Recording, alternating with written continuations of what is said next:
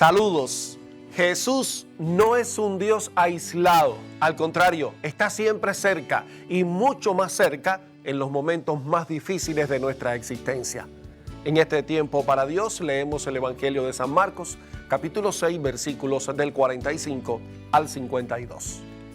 Después que los 5,000 hombres se saciaron, enseguida Jesús obligó a sus discípulos a que subieran a la barca y lo precedieran en la otra orilla, hacia Betsaida, mientras él despedía a la multitud.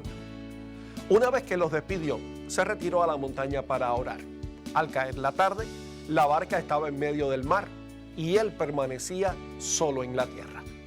Al ver que remaban muy penosamente, porque tenían viento en contra, cerca de la madrugada, fue hacia ellos caminando sobre el mar e hizo como si pasara de largo.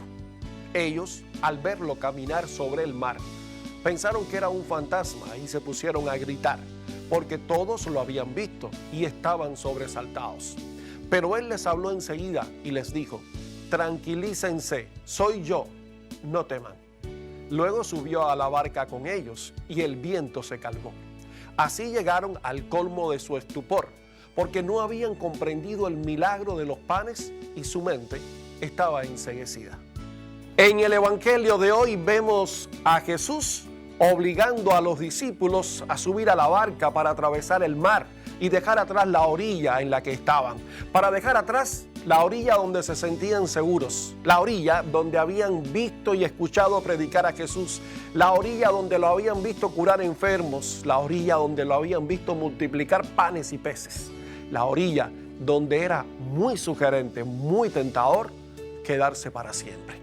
Pero la vida de fe es ir siempre más allá. Jesús no quiere que los discípulos se queden estáticos, cómodos en su zona de confort.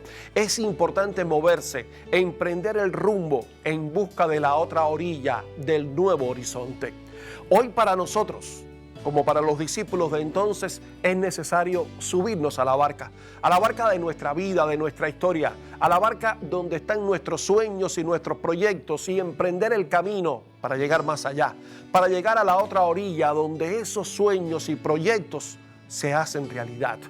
Y ese trayecto no está exento de riesgos. La travesía no está libre de la noche, no está libre de la tormenta, del viento en contra. Ese camino incluye también dificultades para remar, impedimentos para seguir adelante, a veces un ir contracorriente, viviendo incluso en medio de conflictos existenciales, viendo cómo la barca es zarandeada por el viento. Pero el texto de hoy nos muestra que Jesús, que se había quedado solo en tierra, que se había quedado orando en la montaña, no es ajeno a la realidad de los discípulos y los ve, y va a ellos. Toma la iniciativa en medio del viento más fuerte, en medio de la mayor oscuridad de la noche. Sale de su misma zona de confort para auxiliar a sus hombres, porque entiende, conoce, ve la realidad que están viviendo. Y su voz en medio de la tormenta y el viento es clara: soy yo, no teman. Y en esa frase Jesús nos deja una realidad: soy yo el que está. Soy yo el que camina, soy yo el que te hace ser, soy yo el que te planifica tu proyecto, soy yo el que te rescata del miedo, soy yo el que se sube a tu barca, el que sube a la barca de tu vida, a la barca de tu familia, a la barca donde están tus sueños, a la barca donde haces el trayecto hacia un nuevo horizonte.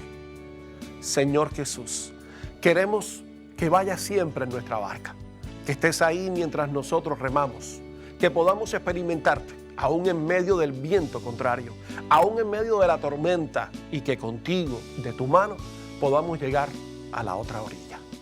Y permite, Señor, que mañana aquí mismo podamos tener otro tiempo para ti.